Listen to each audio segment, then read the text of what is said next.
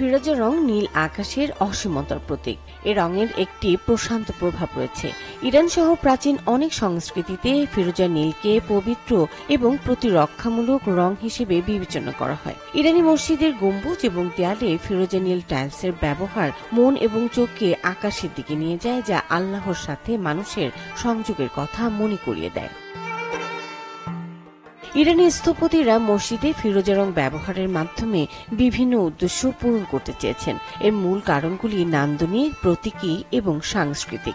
ইসলামী সংস্কৃতিতে ফিরোজা রং প্রায়শ আকাশ, স্বর্গ এবং আধ্যাত্মিক বিশুদ্ধতার প্রতীক হিসেবে গণ্য হয়। এটি বিশ্বাসীদের মনে শান্তি ও ভক্তির অনুভূতি জাগাতে সাহায্য করে। ইরানের বেশিরভাগ অঞ্চল শুষ্ক বা মরুভূমি প্রকৃতির। এই ধূসর বা বাদামি প্রাকৃতিক দৃশ্যের বিপরীতে ফিরোজা রঙের উজ্জ্বলতা মসজিদগুলোকে দূর থেকে সহজেই দৃশ্যমান এবং দৃষ্টি আকর্ষণকারী করে তোলে। ফিরোজা রং পারস্য স্থাপত্যের একটি অবিচ্ছেদ্য অংশ, যা বহু শতাব্দী ধরে ব্যবহৃত হয়ে আসছে।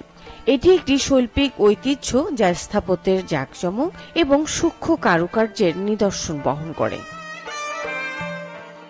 টাইলসের উপর উজ্জ্বল ফিরোজা গ্লেজ সূর্যের আলোকে প্রতিফলিত করে, যা মসজিদের ভেতরের এবং বাইরের অংশকেও আরো উজ্জ্বল করে তোলে। ফিরোজা রং ইরানি প্রকৃতির সাথে সামঞ্জস্যপূর্ণ, যা এক ধরনের দৃশ্যমান ভারসাম্য তৈরি করে। এক অর্থে বলা যেতে পারে ইরানের স্থপতিরা এ রং ব্যবহার করে শীতলতা এবং সতেজতার অনুভূতি তৈরি করেছেন।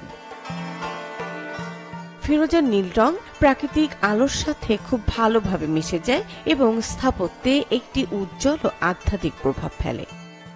মুনিয়া মুশতারি, চ্যানেল 24।